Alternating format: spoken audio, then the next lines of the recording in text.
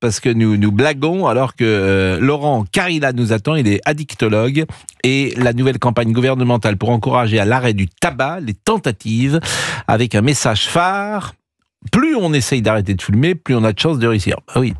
Le tabac reste la première cause de mortalité évitable dans notre pays. Vous fumez combien de cigarettes par jour? Non, je ne fume pas, Pascal. Bon, vous pouvez le dire. Je ne fume pas. Mais vos parents écoutent, non? Vous êtes je grande. ne fume pas, Vous ne faites pas de Pascal. signe à la caméra, Géraldine. Vous faites des dites-le. signes et vous nous dites, vous fumez quoi? 1, 2, 3 Je cigarettes ne par fume jour? pas.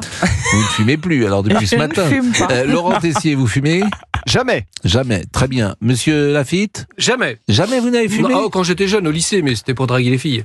Pour draguer les filles, Jusqu'à vous ce qu'une fumiez? fille m'a dit j'aime pas les fumeurs, donc j'ai arrêté. Ouais, ça a bien avec marché. la laine. Bon, Non, bah, Vous avez bien fait. Bon, et vous, monsieur Bobo? vous Jamais, fumez? chef. C'est fou, parce que c'est là qu'on voit que la génération est différente. Et monsieur Omar non plus? Jamais. Ouais, alors ça, c'est très intéressant, Laurent Carilla. Vous voyez, il y a 2 jeunes qui ne mentent pas, parce que je les connais, Olivier Guénec et Alexandre Mar. Ils disent « je ne fume pas ». Monsieur Tessier ne fume pas, il ne ment pas non plus. Donc tout ça, ça a moins de 30-35 ans. Fabrice, il ment. Et Fabrice, il Ah non, il non, est un non, peu je plus vous vieux, mais assure. il fume pas non plus. Non, je fume pas. Et évidemment, j'aurais posé la même question il y a 40 ans, Laurent Carilla, à des gens avec qui je travaillais.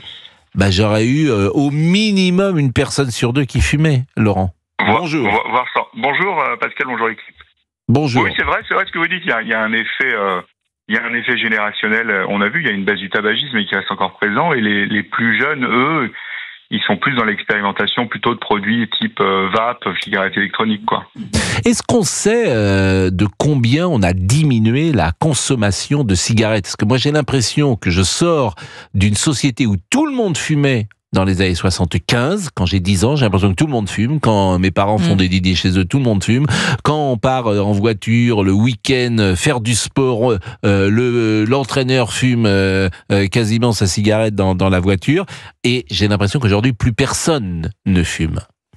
C'est pas plus personne ne fume. Alors j'ai pas les chiffres exacts en tête, mais clairement il y a eu une baisse de la consommation du tabac du tabac industriel qui est notable, ça c'est clair et net. Mais il y a d'autres produits qui se développent et qui peuvent poser un peu de problème, comme les cigarettes électroniques jetables chez les très jeunes, les puffs, comme ces modèles de push ou de perles, ce sont des sachets de nicotine. Chez les jeunes, en tout cas, ça peut être problématique.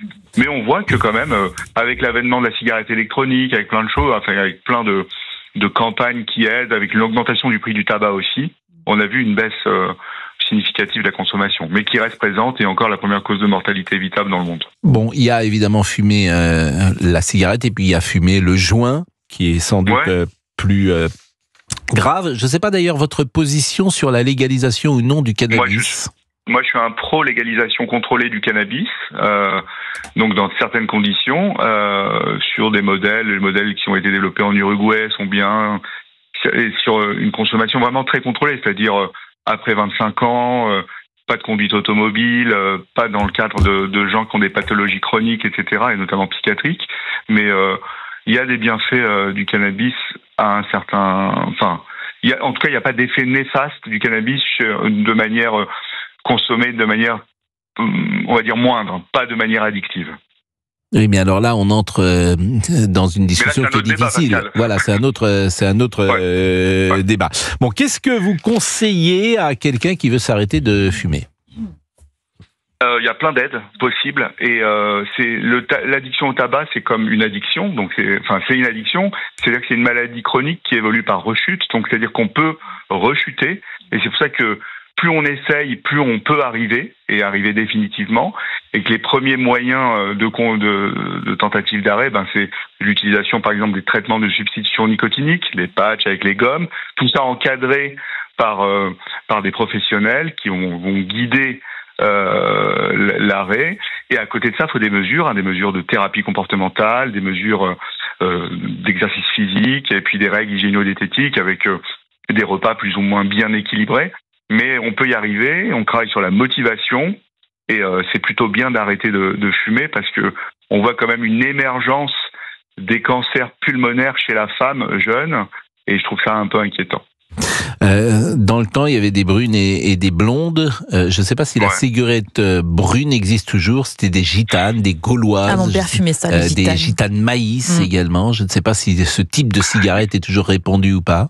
Maintenant, avec le paquet neutre, oui, il y a des équivalents, mais je sais pas s'il y a des Digital Maïs encore, honnêtement, mais il y a des cigarettes de tout type qui existent, en tout cas. Et alors, il y a la cigarette et puis il y a la pipe. Est-ce qu'elle est aussi dangereuse ou est-ce que, comme le commissaire Maigret, on peut de temps en temps la fumer? Et puis il y a le cigare également. Et je rappelle que le cigare, on n'avale pas la... Est-ce que le cigare est dangereux pour les bronches alors qu'on n'avale pas la fumée? Le cigare, à partir du moment où il y a la combustion d'un produit, donc c'est-à-dire une cigarette, une pipe, un cigare, un cigarillo, vous voyez, tous ces produits. À partir du moment où il y a une combustion d'un produit, c'est ça qui va être nocif pour notre corps, en fait. C'est-à-dire que le monoxyde de carbone qui va être libéré dans la fumée va, en gros, entre guillemets, attaquer les muscles et le sang. Et donc, ça peut entraîner des pathologies parce que ça touche certains organes. Et c'est vrai que quand on inhale un produit, il y en a un peu qui va dans le poumon. Alors, c'est que les cigares, on consomme pas des cigares ou des cigares de luxe comme des cigarettes industrielles, mais ça peut donner chez les fumeurs qui sont plus ou moins réguliers ou des fumeurs qui sont vulnérables aux pathologies oncologiques, il peut y avoir des cancers de la bouche, déjà. Donc, vous voyez, c'est pas anodin. C'est pas neutre. Écoutez, merci beaucoup Laurent Carilla. C'est toujours un plaisir de vous avoir parce que vous êtes incroyablement d'abord sympathique, ce qui est agréable, et puis très pédago, on comprend tout, et ce serait bien que vous veniez nous voir. Moi, j'aime bien quand vous êtes dans le studio. On pourrait imaginer un face-à-face avec les auditeurs qui vous interrogent. Je ne sais pas si vous avez sorti un livre. Lorsque vous sortez un livre régulièrement, vous venez. Non, il y a mon podcast Addiction et c'est toute l'année, donc on peut venir. Venez. Franchement, venez parce que c'est les addictions, c'est vraiment c'est très intéressant comme sujet et ça concerne beaucoup de gens. Il est 12h44.